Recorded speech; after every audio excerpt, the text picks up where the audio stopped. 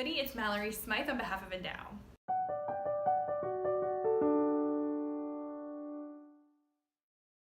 So oftentimes I find myself measuring the value of my day or even my self-esteem up against what I was able to accomplish that day, up against my to-do list. Do you ever find yourself measuring your worth against what you're able to accomplish?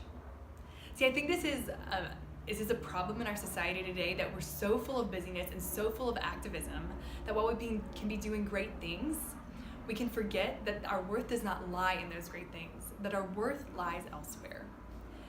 This week is the feast day of St. Maximilian Kolbe, and this saint, among all the other saints, has taught me that while activism is so important, and it's important for us to be excellent in what we do, that it's who we are and how we love that matters most.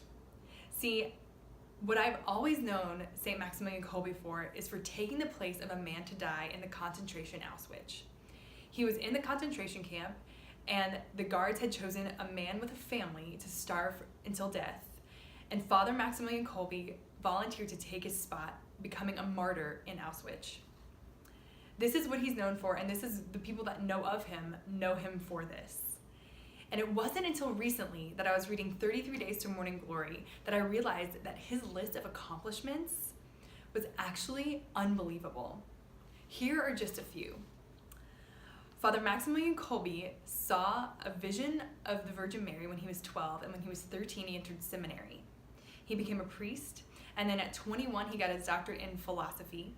At 28 he got his doctorate in theology.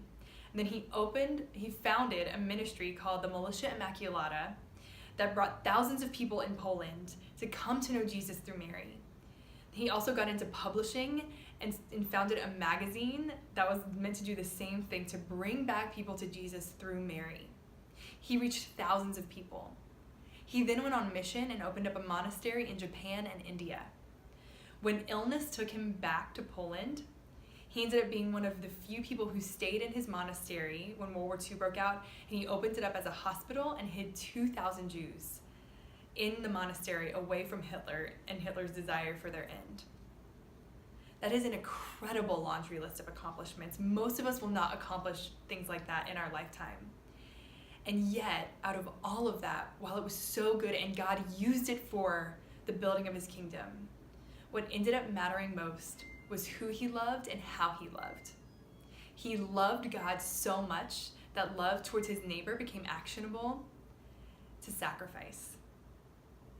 That's what he's remembered for. So I would just encourage you this week, who do you love and how do you love them? If everything you were doing, all the busyness, all the actions that you were doing were gone tomorrow, completely out of your control, would your relationships be able to stand and speak for themselves? That's what I invite you to think about this week as we celebrate such an incredible man who did so many things, but let love be the foundation of his worth. If you want to know more on how to know God and how to love your neighbor so that your relationships can stand for themselves among the amazing things I'm sure you're doing, you can dive into an Endow group at www.endowgroups.org. And you can connect with us on Instagram and Facebook at Endow Groups. You can also connect with me at Mallory A. Smythe. Have a great day and enjoy the feast day of St. Maximilian Kolbe.